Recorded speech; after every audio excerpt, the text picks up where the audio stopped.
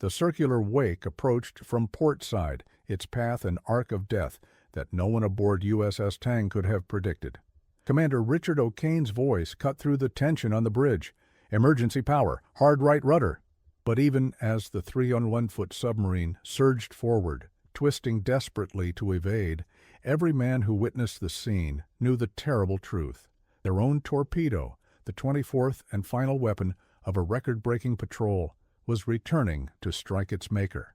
In the fleeting seconds before impact, O'Kane's mind raced through calculations of speed and trajectory, searching for an escape that physics would not allow. Tang had outmaneuvered depth charges, aircraft, and enemy warships, but she could not outrun her own torpedo. Before we dive into this extraordinary story, tell me in the comments, which city are you watching from? It's incredible to see our historical community spread across the world. And if you're new here, subscribe to the channel and turn on notifications. Each subscription helps us continue unearthing these fascinating stories that shaped our world. Now let's get to the story. The explosion that followed at 02:30 on October 25, 1944, in the Formosa Strait would sever Tang in two, sending America's most lethal submarine and most of her crew to a watery grave 180 feet below. Yet from this catastrophe would emerge stories of unparalleled heroism, men who escaped from a sunken submarine against impossible odds, who endured brutal captivity, and whose earlier victories had already etched their names in naval history. In just 5 war patrols spanning 9 months, the USS Tang and her crew would sink 33 Japanese ships totaling over 116,000 tons, becoming the most successful American submarine of World War II. Their story of innovation, courage, triumph, and ultimate tragedy exemplifies the brutal underwater war that helped strangle Japan's maritime empire and secure Allied victory in the Pacific. The story of USS Tang begins not in the deep waters of the Pacific, but at Mare Island Naval Shipyard in California, where her keel was laid down on January 15, 1943. As steel plates were welded together and systems installed, the United States Submarine Force was undergoing a transformation. The early war years had been frustrating. American submarines suffered from defective torpedoes that often ran too deep, failed to detonate, or even circled back toward their launchers. Cautious tactics inherited from peacetime further hampered effectiveness. But by 1943, both the weapons and the warriors were evolving. The man chosen to command Tang embodied this evolution. Lieutenant Commander Richard Hetherington O'Kane, a 1934 Naval Academy graduate from New Hampshire, had already established himself as an innovative submarine officer. As executive officer of USS Wahoo, under the legendary Commander Dudley "Mush" Morton, O'Kane had participated in revolutionizing submarine tactics. Morton and O'Kane had turned conventional wisdom on its head. Rather than the commander handling both the periscope and an attack calculations, Morton plotted while O'Kane manned the periscope, creating a synergy that made Wahoo one of the war's most successful submarines. Now O'Kane would have his own command. On October 15, 1943, USS Tang was commissioned at Mare Island, with O'Kane addressing his assembled crew of 87 officers and enlisted men. "This is a brand new ship with a brand new crew," he told them. "We will make our own traditions." These were not empty words. O'Kane intended to apply the lessons learned aboard Wahoo: aggressive tactics, surface attacks at night, improved periscope techniques, and a relentless offensive mindset that viewed submarines not as defensive weapons, but as hunters. Tang was a Palau-class submarine, representing the latest in American underwater technology. At 301 feet long with a beam of 27 feet, she displaced 1,125 tons on the surface and 2,424 tons submerged. Her diesel engines could drive her at 20 knots on the surface, while her electric motors provided 8.75 knots submerged. She carried 24 torpedoes for her 10 tubes, 6 forward and 4 aft, along with a 4-inch deck gun and lighter anti-aircraft weapons. Beyond these specifications, Tang offered improved diving capability, better sound dampening, and enhanced crew accommodations compared to earlier classes. She was a weapon of war, but also home to the men who would operate her in the hostile depths of enemy waters. After fitting out at Mare Island, Tang moved to San Diego for 18 days of intensive training. O'Kane drove his men relentlessly, drilling emergency procedures, damage control, and attack sequences until they operated as a cohesive unit. Mistakes were corrected immediately. Excellence was expected. The submarine arrived at Pearl Harbor on January 8, 1944, for final preparations before her first war patrol. In the shadow of the sunken battleships that symbolized America's entry into the war, Tang's crew completed their training and loaded provisions and torpedoes.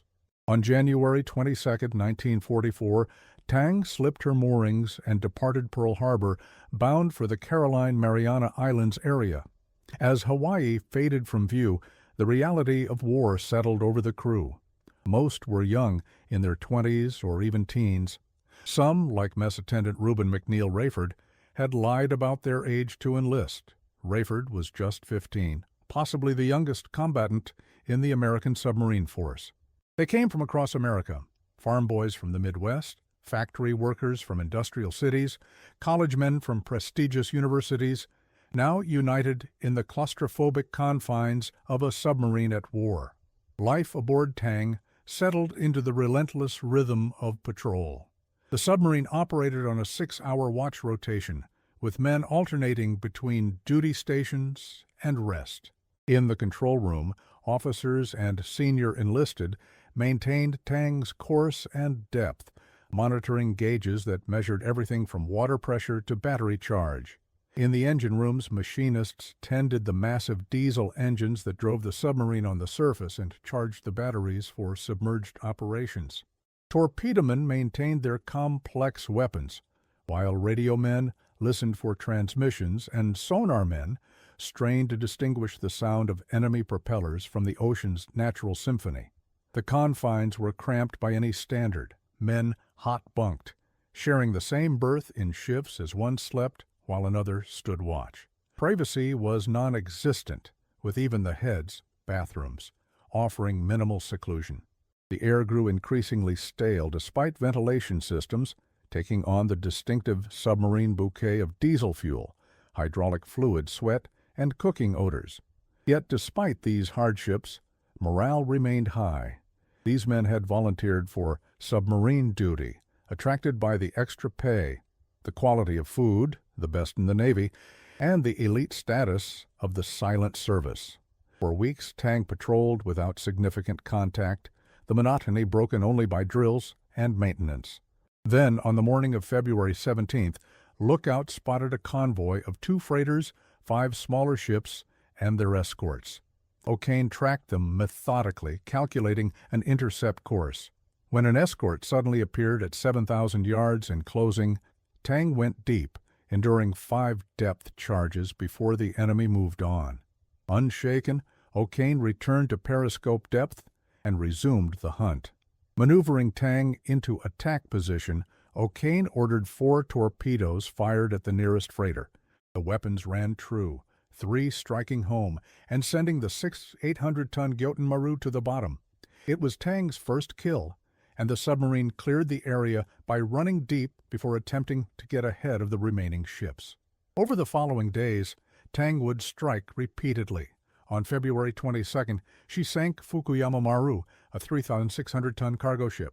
The next day, she dispatched both Yamashimo Maru and Ikkyo Maru, the latter after a daring daylight periscope attack. O'Kane was demonstrating the aggressive tactics he had learned under Morton. Rather than firing for maximum range and then retreating, he would often close to dangerously short distances, ensuring torpedo hits, but risking detection. His periscope observations were brief but comprehensive, gathering essential targeting data while minimizing exposure time. The crew quickly adapted to his style, executing attack sequences with increasing efficiency as their confidence grew. On February 24th, Tang encountered a convoy of cargo ships with air cover. Undeterred by the aircraft, O'Kane maneuvered into attack position and fired 4 torpedoes at the largest target, the transport Choco Maru. All 4 hit, sending the ship down rapidly. As Tang attempted to escape, 2 enemy aircraft spotted her. O'Kane ordered the submarine deep, enduring a brief but intense depth-charge attack that caused minor damage, but no casualties. When Tang finally surfaced that night, her crew could take pride in an exceptionally successful first patrol. 5 enemy ships sunk for a total of 22,050 tons. Tang returned to Midway Island on March 8th, where she received minor repairs and reprovisioned. Her first patrol had established her as a formidable predator, but her second mission would reveal another facet of submarine warfare. Departing on March 16th, she headed for waters around the Palaos to Davao Gulf and the approaches to Truk. Initially tasked with attacking enemy shipping, Tang found few targets. Then came new orders. She was assigned to lifeguard duty during American carrier airstrikes against Truk Atoll. This lifeguard role, rescuing downed airmen, had become a critical mission for submarines. As American aircraft struck Japanese bases across the Pacific, pilots who were shot down or experienced mechanical failures faced the prospect of ditching in the ocean. Without rescue, they would likely drown or be captured by the Japanese, who often executed prisoners. Submarines positioned offshore during air raids offered these aviators a chance at survival. On April 30th, as American planes pounded Japanese installations on Truk, Tang received a call that would test both her crew's seamanship and their courage. An American Kingfisher floatplane from USS North Carolina had landed inside Truk Lagoon to rescue downed airmen, but couldn't take off with such a heavy load. Instead, it was attempting to taxi out of the lagoon toward Tang's position, with 9 men aboard the small aircraft. Under O'Kane's command, Tang navigated dangerously close to enemy territory. When they located the overloaded Kingfisher, which had miraculously reached open water, a complex and perilous rescue operation began. The survivors were transferred to Tang's deck, many injured, all exhausted. Over the course of the air operations near Truk between April 29th and May 1st, Tang rescued a total of 22 American aviators, men who would have faced certain capture or death without the submarine's intervention.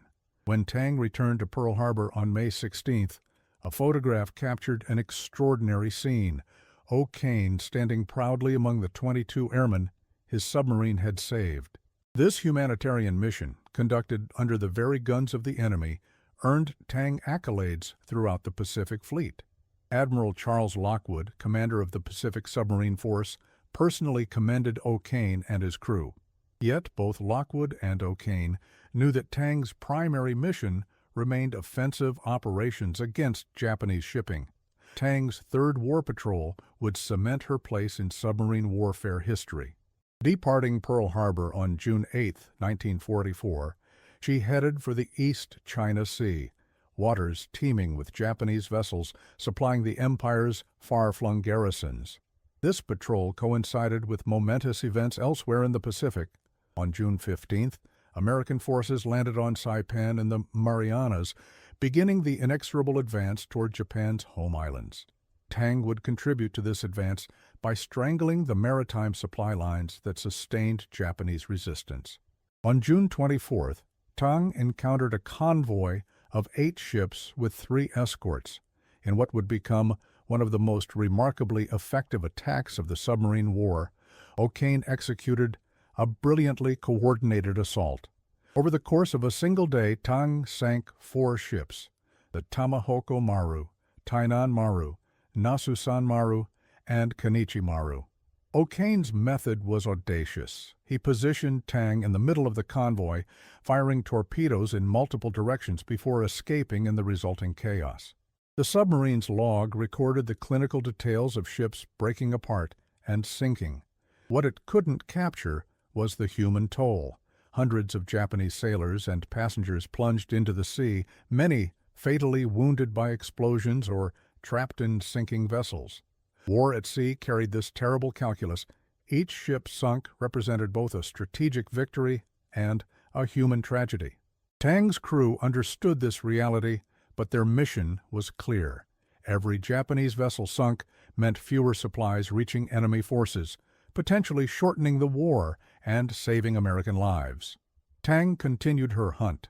On June 30th, she sent 2 torpedoes into Nikken Maru, watching as the cargo ship broke apart and sank. The next day, she encountered another convoy and sank Teihoku Maru. On July 4th, as Americans at home celebrated Independence Day, Tang added 2 more vessels to her tally, Yamaoka Maru and Dori Maru. During this extraordinary patrol, Tang even rescued a Japanese merchant sailor found clinging to floating debris, a rare moment of humanity amid the brutal calculus of submarine warfare. By patrol's end, Tang had sunk a confirmed 10 enemy vessels, totaling over 39,000 tons, a record for a single American submarine patrol during the war. Her aggressive tactics under O'Kane's command were transforming understanding of submarine warfare's potential.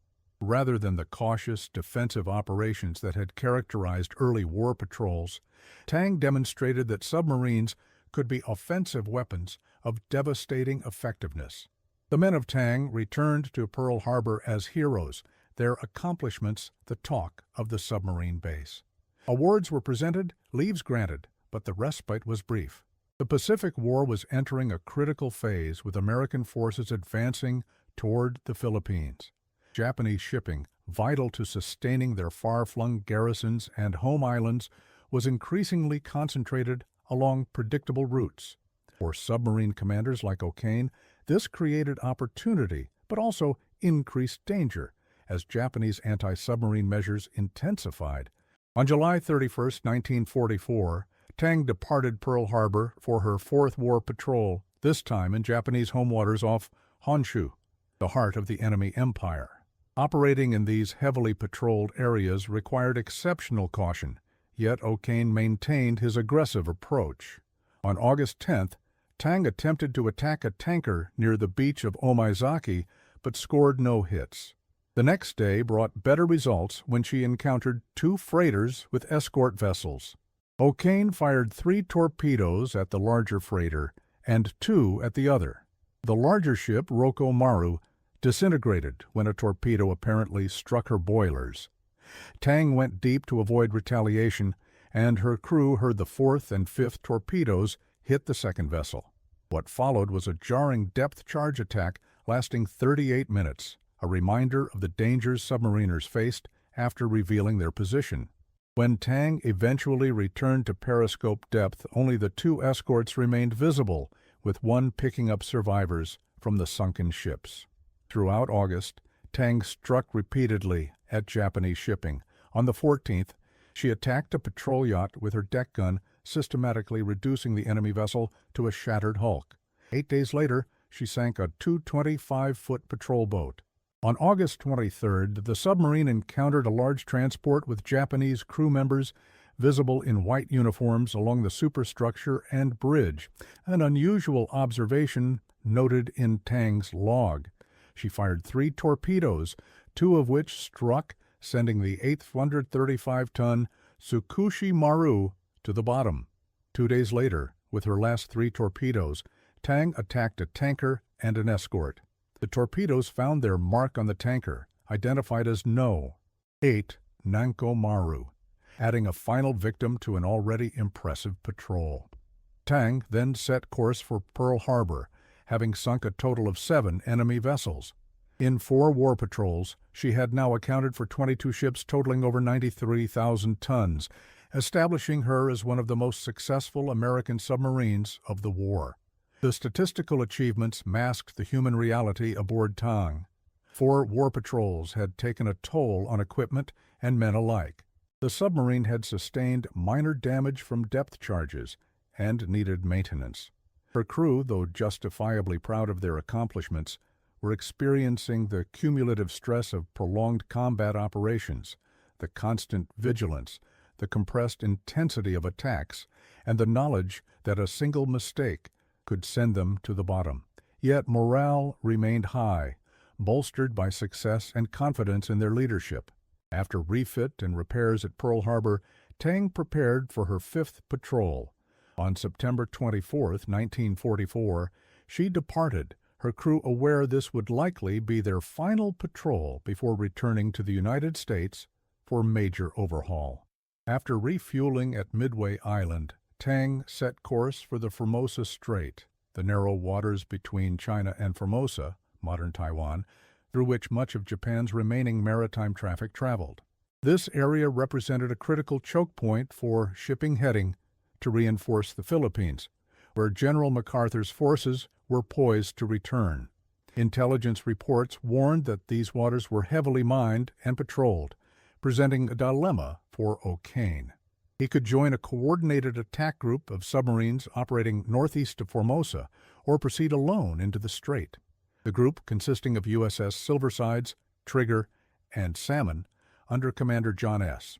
Coy, Jr., offered the security of mutual support but would restrict Tang's freedom of action. True to his nature, O'Kane chose the more dangerous solo mission, confident in his ship and crew. For the first week of patrol, Tang encountered few targets, leading to mounting frustration. Then, on the night of October 10-11, she found two cargo ships. Moving into attack position, O'Kane sank both the Joshugo and Oita Maru. With these successes, the patrol continued, Tang penetrating ever deeper into enemy-controlled waters, navigating by night and hiding by day. By October 23rd, she had reached the heart of the Formosa Strait, where Japanese convoys were concentrated. That evening, as Tang cruised on the surface recharging her batteries, lookouts spotted a massive Japanese convoy, 3 tankers, a transport, a freighter, and numerous escort vessels, heading toward Leyte Gulf, where American forces had just landed. This convoy represented exactly the high-value target that Tang had been hunting. O'Kane calculated that the ships were carrying reinforcements and supplies vital to the Japanese defense of the Philippines. Destroying them could directly impact the battle ashore, potentially saving countless American lives. The decision was immediate. Tang would attack, despite being outnumbered and facing multiple escort vessels. O'Kane ordered battle stations, and throughout the submarine, men rushed to their positions. In the control room, plotting tables were prepared and torpedo data computers manned. In the forward and aft torpedo rooms, crews stood ready to load replacement torpedoes into the tubes after the initial salvo. On the bridge, lookouts strained their eyes into the darkness, tracking the enemy vessels. O'Kane employed the tactic that had served him so well, a night surface attack directly into the heart of the convoy. Tang surged forward, her diesel engines at full power as she maneuvered between the enemy vessels. As she closed to optimal firing position, torpedoes streaked toward multiple targets simultaneously. The first explosions began before the last torpedo had left its tube, and suddenly the night was illuminated by fireballs as ships began to burn and sink. 2 torpedoes struck the first freighter under her stack and engine room. A single torpedo burst into the stern of the middle vessel. 2 more exploded beneath the stack and engine space of the farthest ship. As Tang prepared to fire at a tanker crossing her stern, O'Kane spotted a transport bearing down, attempting to ram the submarine. With emergency power, Tang fishtailed to avoid collision. The transport, in trying to avoid Tang, collided with another vessel. In the confusion and chaos, O'Kane fired 4 more torpedoes into a tanker, sending it to the bottom. With Japanese escorts closing in and a destroyer approaching rapidly, Tang made for open sea. By any measure, the attack had been a stunning success. Multiple enemy ships sunk or damaged in a single engagement. As Tang raced away from the burning convoy, her crew jubilant despite the danger, none could know that fate had already written the final chapter in their story. 23 of her 24 torpedoes had found their marks. Only 1 remained. The following night, October 24th, Tang was prowling near Turnabout Island when she encountered another enemy convoy. Once again, O'Kane ordered a surface attack. Tang fired several torpedoes, striking a tanker and 2 transports. As a Japanese destroyer headed toward the submarine, it suddenly exploded, possibly hit by friendly fire in the confusion. The engagement continued into the early hours of October 25th. With only 2 torpedoes remaining, O'Kane ordered them fired at the remaining targets. The first torpedo ran true, striking its target. The second, Tang's 24th and last torpedo of the patrol, was fired at a large transport, but as soon as it left the tube, something went catastrophically wrong. Instead of running straight, the torpedo broached the surface, porpoising up and down before beginning a circular run to the left. On the bridge, O'Kane watched in horror as the torpedo began to arc back toward Tang. He ordered emergency power in an attempt to outrun the errant weapon, but Tang's maximum speed was insufficient to escape the circle of death her own torpedo had created. Approximately 20 seconds after firing, the torpedo struck Tang on her port side abreast the aft torpedo room. The explosion was devastating, instantly flooding the after compartments. Of the 9 officers and men on the bridge, including O'Kane, 3 were washed overboard by the force of the explosion. 1 officer managed to escape from the conning tower as it flooded. These 4 would survive the initial sinking, clinging to debris throughout the night until being picked up by a Japanese patrol boat 8 hours later. Below decks, the situation was dire. The explosion had killed many instantly, while the rapid flooding trapped others in compartments from which there was no escape. Those in the forward sections felt the submarine tilt dramatically as it began its final plunge. The lights flickered and died as electrical systems failed. Emergency battle lanterns provided meager illumination as water rushed in and pressure built. Tang sank rapidly, her stern dragging her down until she hit bottom at 180 feet, well beyond the depth considered survivable for escape. Yet in the forward torpedo room, approximately 30 survivors gathered in the only compartment not yet flooded. Among them were men with broken limbs and other injuries sustained during the violent sinking. They had sealed themselves off from the flooding compartments, but they faced a grim reality. They were trapped in a steel coffin on the sea floor with limited air and no hope of rescue. Their only chance lay in the submarine's escape trunk and the Momsen lungs, emergency breathing devices designed for just such a catastrophe, but never before used in combat. The Momsen lung was a rudimentary rebreather that recycled exhaled air through a canister of soda lime, which absorbed carbon dioxide and provided breathable air for the ascent. Each device strapped to the chest with a nose clip and mouthpiece. In theory, it would allow submariners to escape from depths up to 300 feet, though such escapes had only been attempted in controlled training environments. Now, at 180 feet in hostile waters, these desperate men would put theory into deadly practice. The decision to attempt escape was not taken lightly.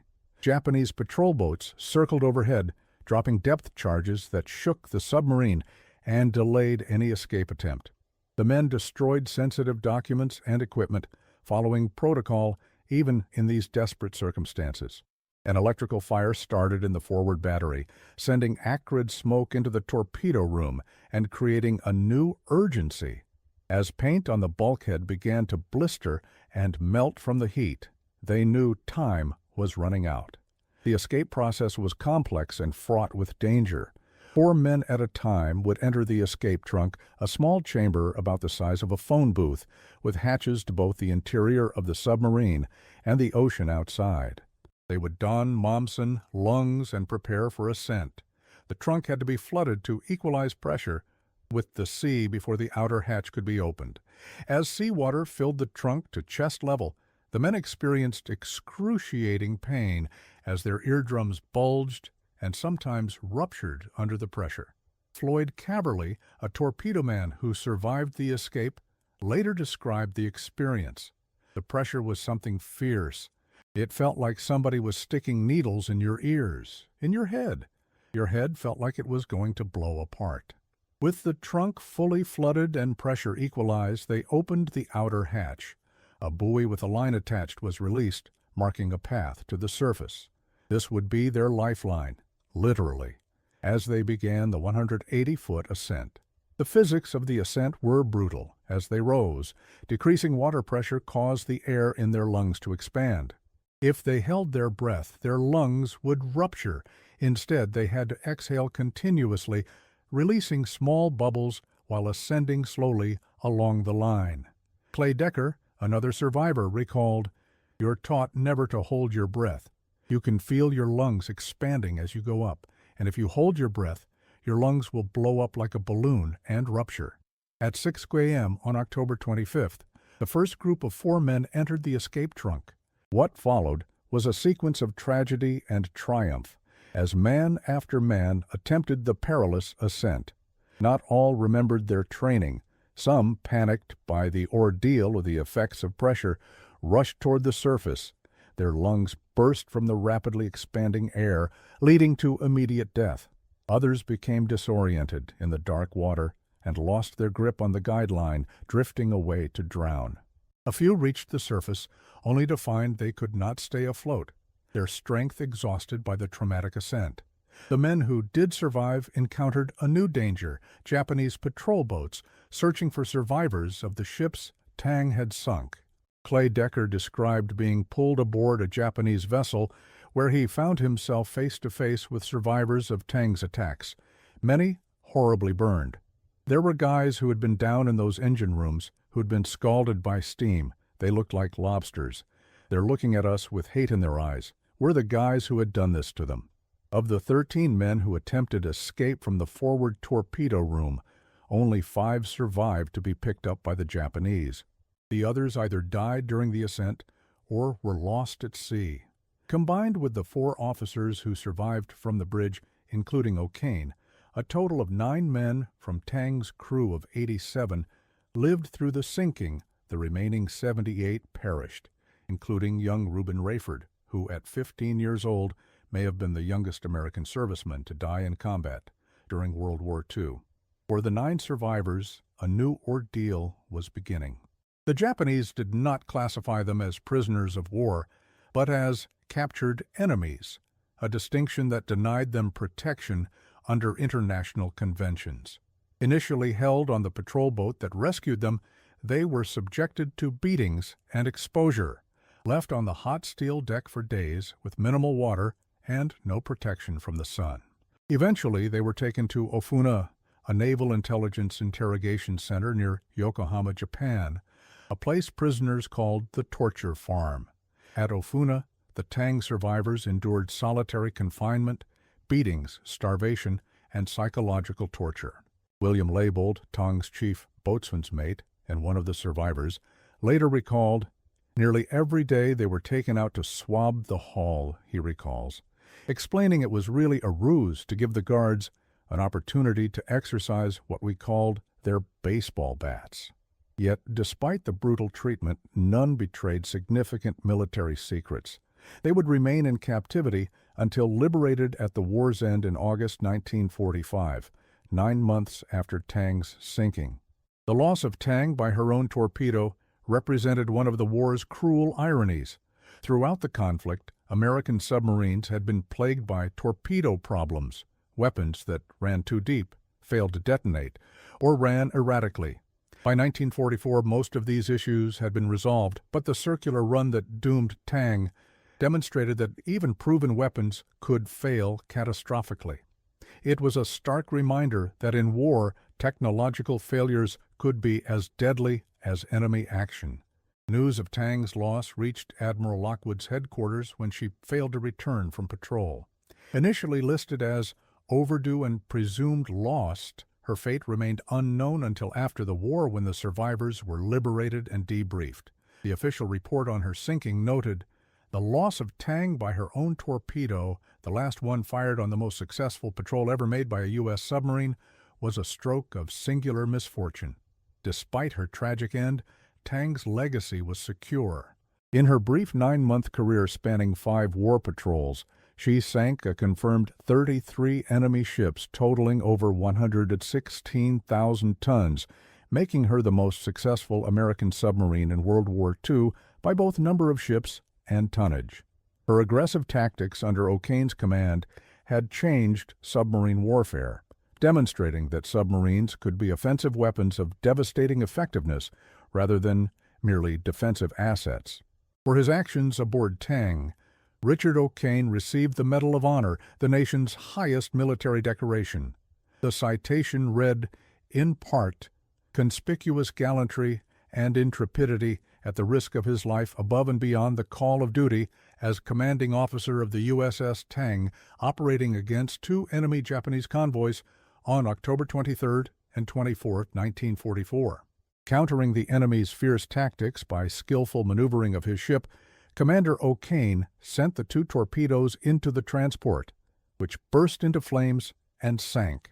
O'Kane also earned 3 Navy Crosses, 3 Silver Stars, the Legion of Merit with a V device for valor, and numerous other decorations, making him one of the most decorated servicemen of the war. The submarine herself was awarded 4 Battle Stars and 2 Presidential Unit Citations, rare honors that acknowledged her extraordinary contribution to the war effort. Yet these accolades came at a terrible cost. The 78 men who perished with Tang represented the highest casualty rate in the American submarine service, a branch that already suffered the highest percentage of losses among all U.S. military forces in World War II. Their sacrifice, along with that of the 3,500 other American submariners lost in the conflict, contributed significantly to the strangling of Japan's maritime lifelines, a key factor in the ultimate Allied victory. The successful escape of 5 men from the sunken submarine represented the only instance in World War II where the Momsen lung was used in an actual emergency, providing valuable data that would inform future submarine rescue protocols. Clay Decker and the other survivors who used the device became the only Americans to escape from a sunken submarine without assistance from the surface, a distinction that remains to this day. For the families of those lost, Tang's sinking opened wounds that would never fully heal. Telegrams arrived at homes across America, bearing the dreaded words, "missing in action" and "presumed lost." Parents, wives, and children were left to wonder about the final moments of loved ones who disappeared beneath distant waves. Some, like the family of gunner's mate First Class James Milton White of Spring Hill, Louisiana, preserved letters, photographs, and personal effects that would eventually find their way to museums, tangible connections to men who made the ultimate sacrifice. The 9 survivors carried physical and psychological scars from their ordeal. Richard O'Kane, despite his Medal of Honor and distinguished post-war naval career, suffered from what would now be recognized as PTSD and survivor's guilt. His daughter Marcia recalled decades later, "To the very end, my father suffered tremendous survivor's guilt. He talked to me about it a lot. He felt he had not lived up to the naval creed. He had not gone down with his boat." William Leibold, who survived both the sinking and Japanese captivity, remained haunted by memories of that night in the Formosa Strait. He stayed in the Navy after the war, becoming an expert on diving and submarine rescue, perhaps finding some measure of redemption in developing techniques that might save others from the fate that befell so many of his shipmates. Leibold lived to the age of 97, passing away in 2021 as the last survivor of USS Tang. The story of Tang resonated beyond the submarine force. Her record-setting achievements and tragic end captured the essence of the underwater war, the technological sophistication, the tactical brilliance, the courage of the men who volunteered for service, knowing that a disabled submarine on the ocean floor offered little chance of survival. In many ways, Tang's story in microcosm was the story of the entire American submarine campaign against Japan, increasing effectiveness coupled with tremendous risk and sacrifice. The submarine war against Japan represented one of the most successful naval campaigns in history. American submarines sank 314 Japanese merchant ships, totaling 5.3 million tons, along with numerous warships. This strangling of maritime commerce reduced Japan's imports of oil, steel, food, and other vital supplies by more than half, crippling both its war industry and civilian economy. By 1945, Japan faced starvation, partly because submarines had sunk so many food transport vessels, This campaign came at a heavy price. 52 American submarines were lost during the war, the majority in the Pacific, with 3,505 submariners killed, a casualty rate of 22%, the highest of any branch of the U.S. Armed Forces. Behind these statistics were stories like Tang's of courage, sacrifice, innovation, and tragedy. Each submarine had its own narrative, its own heroes, its own lost souls consigned to what submariners call eternal patrol. In the post-war world, the legacy of Tang and other World War II submarines informed both naval technology and strategy. The aggressive tactics pioneered by commanders like O'Kane became doctrine for the Cold War submarine force. Lessons learned from Tang's sinking and the miraculous escape of a handful of survivors led to improved escape systems and rescue capabilities. The submarine itself evolved from a primarily anti-shipping platform to a multi-purpose vessel carrying nuclear weapons, conducting intelligence operations, and serving as the most survivable leg of America's strategic deterrent triad. Today, the memory of USS Tang lives on in various forms. At the National World War II Museum in New Orleans, visitors can experience Final Mission, USS Tang Submarine Experience, an interactive exhibit that recreates the submarine's last battle. Participants receive watch bills, representing specific Tang crew members, and learn at the conclusion whether the sailor they represented survived or perished. A powerful reminder of the human dimension behind the historical narrative.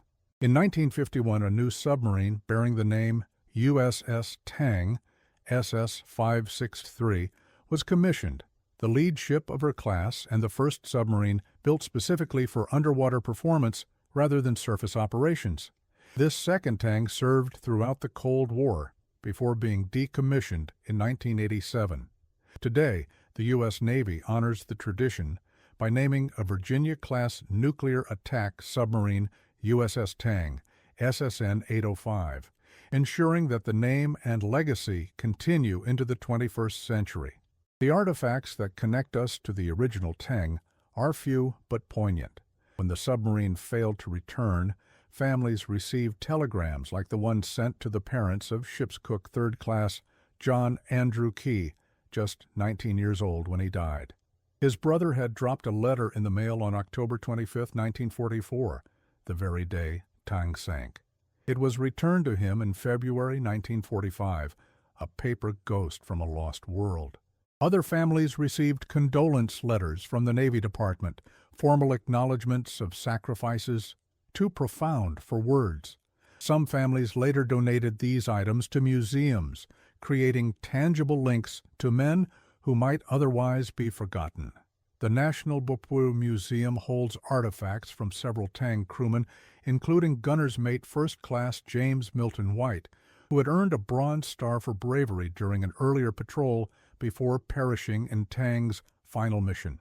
These objects, letters, photographs, medals, personal effects, humanize the statistical abstraction of 78 men lost and remind us that each was an individual with hopes, dreams, and a future erased by war. Perhaps the most unusual artifact connected to Tang is a cribbage board with a remarkable history. When O'Kane served as executive officer aboard Wahoo, Commander Morton dealt him a perfect 29 hand, the highest possible score in cribbage, just before a successful patrol. The board became a lucky talisman but was lost when Tang sank. In 1957, the crew of the second USS Tang presented O'Kane with a replacement board. This O'Kane cribbage board began a tradition that continues today. The wardroom of the oldest fast attack submarine in the United States, Pacific Fleet, carries the board, transferring it to the next oldest boat upon decommissioning. The human cost of Tang's brief but extraordinary career extended beyond her own crew. The 33 Japanese ships she sank carried thousands of sailors, soldiers, and civilians, many of whom perished. This dimension of submarine warfare often receives less attention in American accounts, yet it represents an important aspect of the conflict's moral complexity. The laws of naval warfare permitted unrestricted submarine attacks against enemy shipping, but the human consequences were nonetheless devastating. This ethical dimension troubled some submariners. Clay Decker, recalling his encounter with the burned survivors of Tang's attacks aboard the Japanese patrol boat, reflected, "When we realized that our clubbing and kickings were being administered by the burned, mutilated survivors of our handiwork, we found we could take it with less prejudice." This remarkable statement acknowledges a recognition of shared suffering that transcended national boundaries, a glimpse of humanity amid industrialized slaughter. O'Kane himself, in his memoir, Clear the Bridge, expressed a similar sentiment. While never questioning the military necessity of Tang's missions, he acknowledged the human cost on both sides. This perspective, recognizing both the strategic imperative and the human tragedy, characterized many veterans' reflections on their wartime service. It was possible, they discovered, to take pride in duty fulfilled while still mourning the broader cataclysm that necessitated such actions. The technical malfunction that doomed Tang raised questions that would reverberate through naval circles for decades.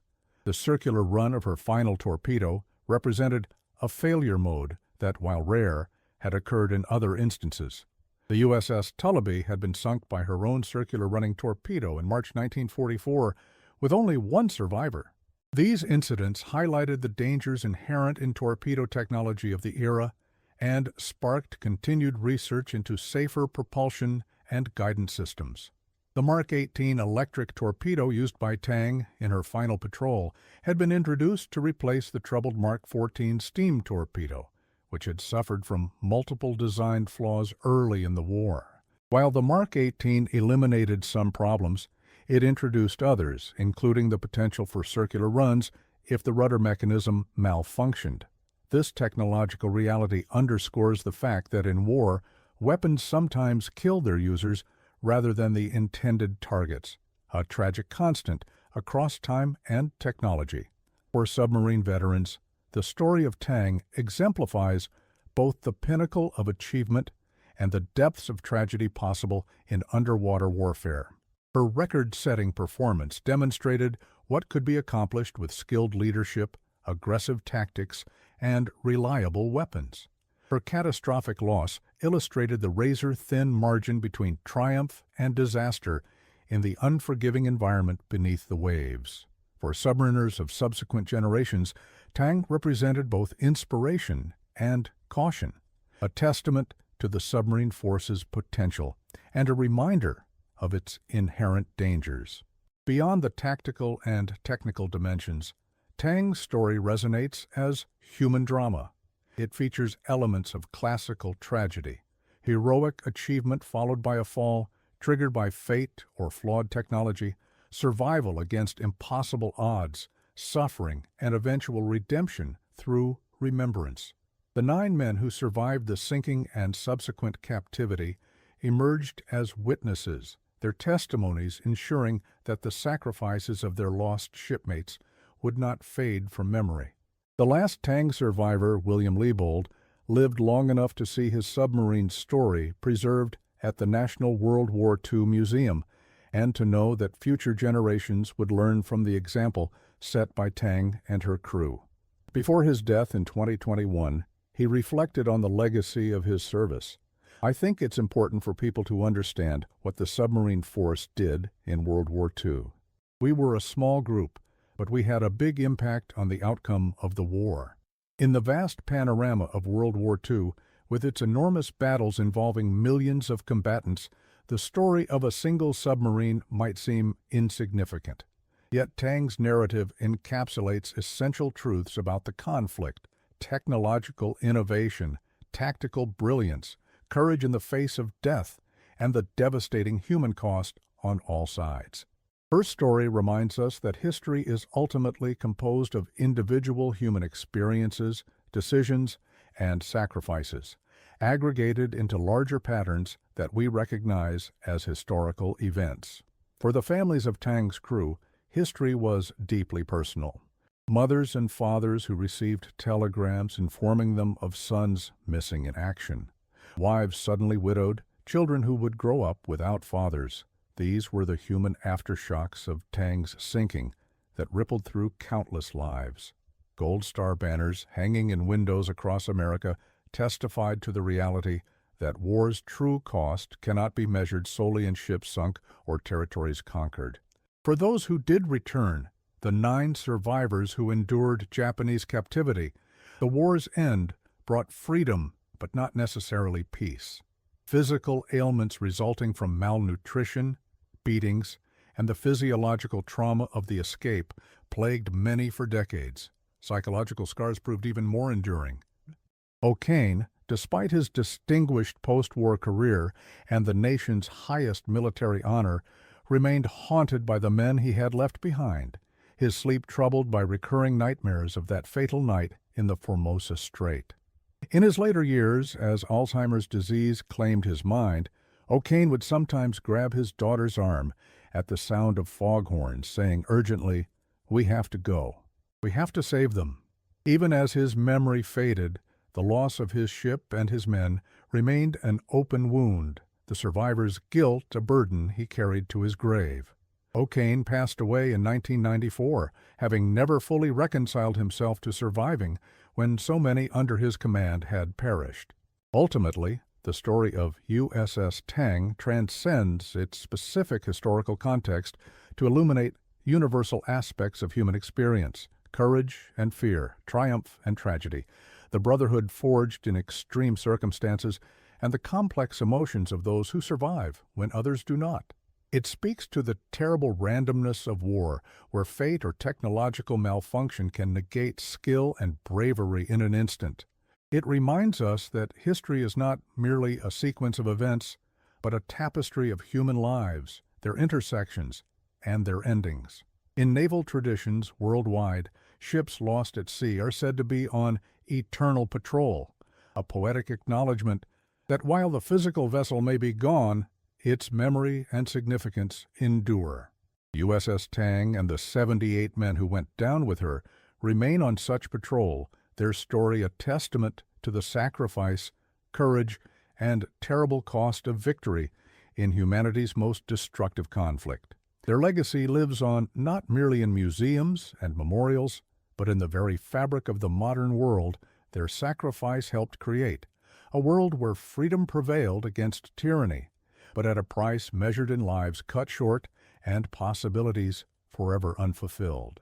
The story of Tang demonstrates that heroism exists not only in dramatic moments of decision, but in the daily courage of men who volunteer for dangerous duty, who face the enemy knowing the odds, who comfort injured comrades in a flooding submarine, who attempt impossible escapes from the ocean floor. It reminds us that behind the strategic abstractions of war lie individual human beings with fears and hopes, strengths and weaknesses, whose collective actions constitute what we later recognize as history. As Tang fades from living memory into the realm of historical narrative, the responsibility falls to new generations to understand and honor the sacrifices made aboard her and countless other vessels during humanity's darkest hour. In remembering Tang, her achievements, her tragic end, her survivors, and those lost, we acknowledge a debt that cannot be repaid, but must nevertheless be recognized. We affirm that their story matters, that their service mattered, that the freedom secured through their sacrifice remains worthy of preservation and defense.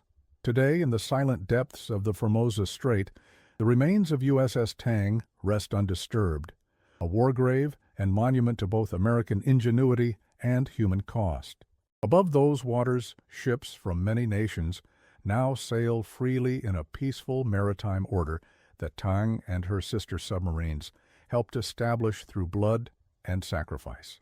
This contrast between the violence of the past and the relative peace of the present perhaps represents the most meaningful legacy of all, a testament to the hope that through remembrance of war's terrible reality, we might eventually secure a world where such sacrifices are no longer necessary.